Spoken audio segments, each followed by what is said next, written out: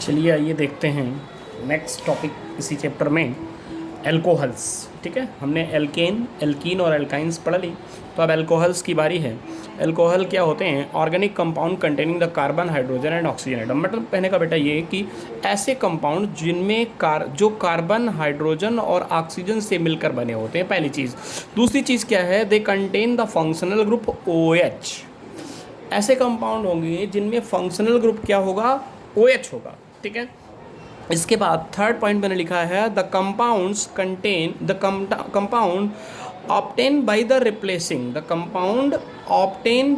Replacing hydrogen of aliphatic hydrocarbon. Aliphatic hydrocarbon से hydrogen के replacement से बना होता है, और वो रिप्लेसमेंट किसके थ्रू होता है?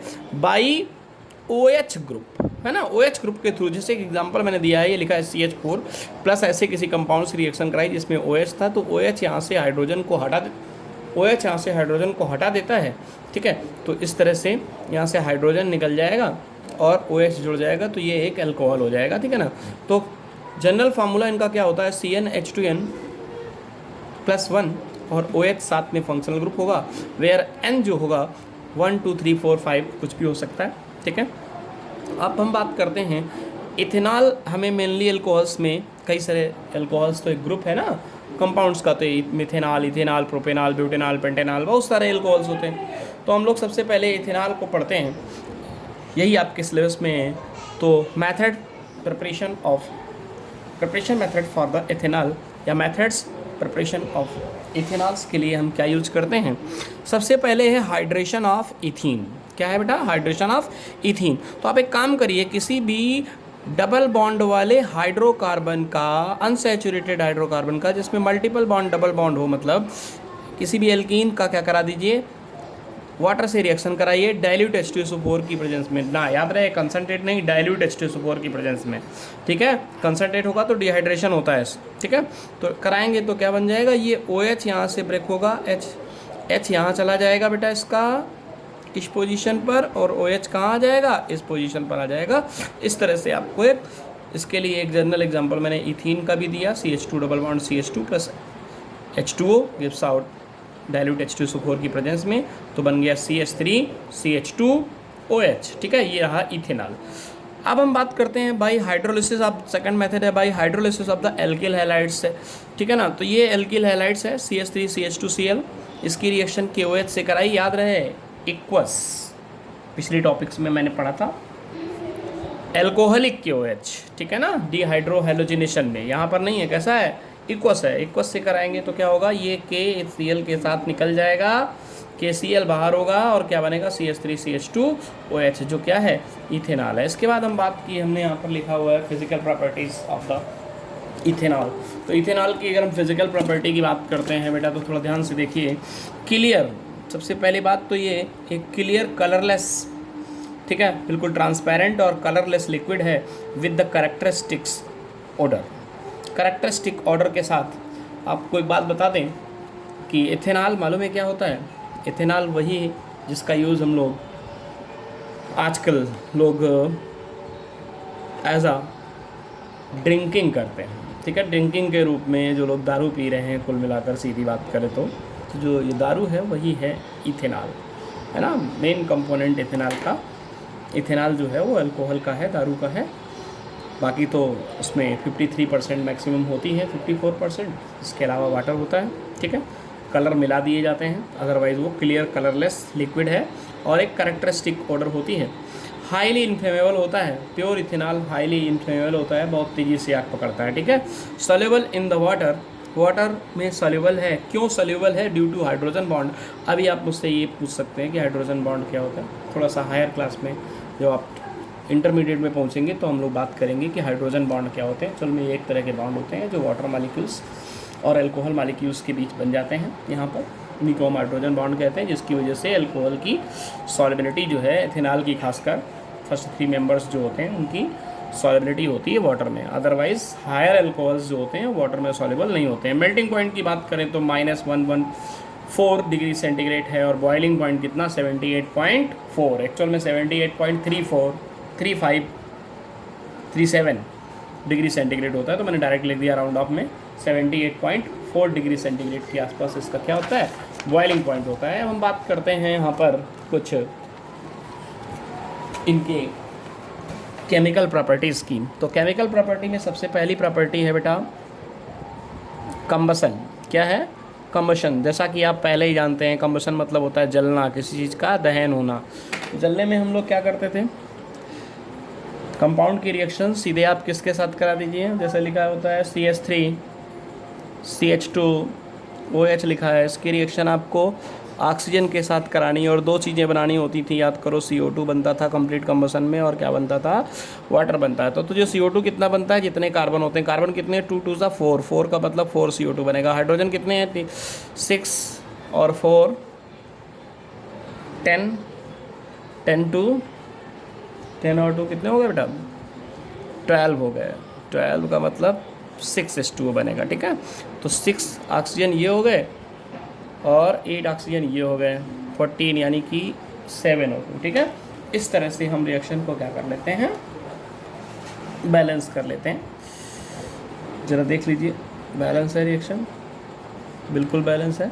2 मोल्स चाहो तो ना लगाओ, ये पूरी रिएक्शंस ऐसे भी बैलेंस हो जाएगी।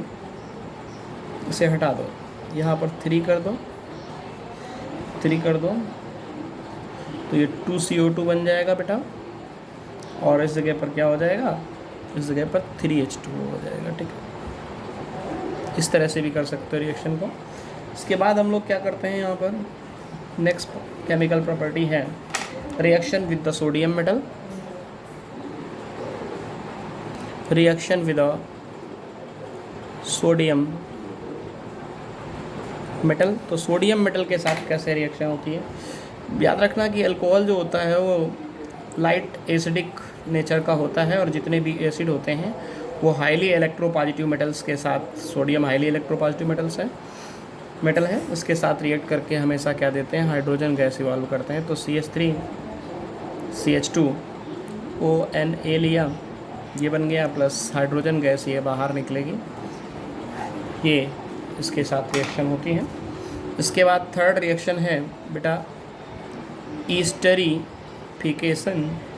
ईस्टरीफिकेशन क्या होता है, याद रखना, ईस्टरीफिकेशन का मतलब होता है किसी, याद रखो यहाँ पर लिख देते हैं, किसी अल्कोहल की रिएक्शन किसी कार्बोक्सिलिक एसिड के साथ कराएं, किसके साथ, कार्बोक्सिलिक एसिड के साथ कराएं, तो दो चीज़ें बनती हैं, एक तो ईस्टर बनता है और दूसरा वाटर बनता है। इसी रिएक्शन को ईस्टरीफिकेशन कहते हैं। तो कंपाउंड देखिए जरा, एक अल्कोहल ले लिया CH3 CH2OH, ये अल्कोहल हो गया। रिएक्शन किसके साथ करानी है, CH3 थोड़ा सा पलट के लिखते हैं इसको, CH3C double bond O single bond O और H, ठीक है बेटा। तो ये ईस्टरीफिकेशन कराने जा रहे हैं, यहाँ से H निकलेगा, यहाँ से OH निकलेगा, कंपाउंड क्या बनेगा, CH3 CH2O, ध्यान से देखिए, O C double bond O single bond CH3, ये बन गया आपका एथिल एसीटेट नाम का ईस्टर बन गया, प्लस साइड प्रोडक्ट के रूप में वाटर बाहर निकल गया, ठीक है बेटा। तो इस तरह से ये ईस्टरीफिकेशन हो जाता है। एक और रिएक्शन है ऑक्सीडेशन। ऑक्सीडेशन का मतलब होता है, ज़रा ध्यान से देखिए, ऑक्सीडेशन में क्या होता है, ऑक्सीजन से रिएक्शन कराएंगे। तो ये हमने CH3 CH2OH लिया। जब भी किसी अल्कोहल का, एक चीज़ याद रखना बेटा हमेशा लाइफ में, कि जब भी किसी अल्कोहल का ऑक्सीडेशन कराया जाएगा और ऑक्सीडेशन एसिडिफाइड K2Cr2O7 या KMnO4 की प्रेजेंस में होगा, ये एसिडिफाइड को हम H+ से दिखा सकते हैं बेटा, तो ये एल्डिहाइड देगा। अल्कोहल ऑक्सीडाइज होगा तो क्या देगा, एल्डिहाइड देगा, और वाटर साइड प्रोडक्ट में निकलेगा। इस एल्डिहाइड का भी अगर हम K2Cr2O7 की प्रेजेंस में एसिडिक मीडियम में कराएं तो CH3 C double bond O single bond OH, यानी कि एक कार्बोक्सिलिक एसिड मिलेगा। क्या मिलेगा? कार्बोक्सिलिक एसिड मिलेगा। ये एल्डिहाइड मिला था। क्या मिला था? एल्डिहाइड। तो एल्कोहल से क्या बनते हैं? एल्कोहल से बनते हैं एल्डिहाइड, और एल्डिहाइड से बनता है कार्बोक्सिलिक एसिड। ठीक है बेटा, इतनी बात के बाद अब इस टॉपिक में सिर्फ और सिर्फ एक पॉइंट बचता है, 5वीं केमिकल प्रॉपर्टी आपके सिलेबस के अकॉर्डिंग, डिहाइड्रेशन। डिहाइड्रेशन का मतलब मैं पहले ही बता चुका हूँ आपको। डिहाइड्रेशन का मतलब होता है रिमूवल ऑफ वाटर। किसका निकल जाना? Removal of water. तो बेटा इसके लिए एक रिएक्शन लिख देते हैं। देखिए थोड़ा जगह कम बची हुई है हमारे पास, लिखने की कोशिश करते हैं हम लोग, फिर भी इतने में। आपने लिया CH3 CH2OH, इसकी आपने जब डिहाइड्रेशन कराएंगे CH2 डबल बॉन्ड CH2 बनेगा, यहाँ से OH हटेगा, इस जगह से एक H हटेगा, वाटर बाहर निकल गया, रिमूव हो गया। ये रिएक्शन जो होगी वो कंसनट्रेट H2SO4 की प्रेजेंस में होगी। ठीक है बेटा, इसी रिएक्शन को डिहाइड्रेशन कहते हैं। क्लियर?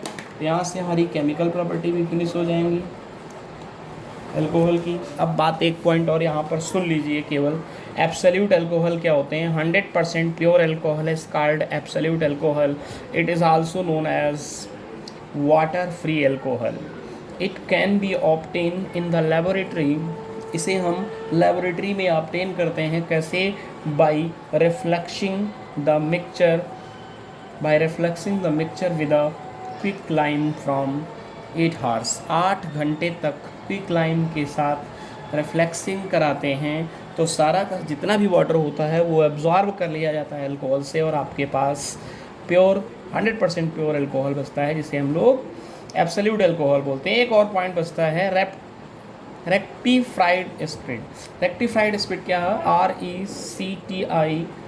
RECTIFIED, rectified spirit. ये क्या होता है? The mixture of 95% ethyl alcohol और 5% water is known as rectified spirit. It is also known as commercial alcohols. ठीक है बेटा, ये कॉमर्शियल अल्कोहल है। आजकल जो आप ये सैनिटाइज़र यूज़ कर रहे हैं, जो सैनिटाइज़र बनाया जा रहा है वो अल्कोहल ही मिलाकर तो बनाया जा रहा है बेटा। उसमें 60% अबव 60% जनरली अल्कोहल्स में सैनिटाइजर्स में अल्कोहल होते हैं। तो इसका रेक्टिफाइड स्पिरिट का हम लोग इसी तरह से यूज करते हैं।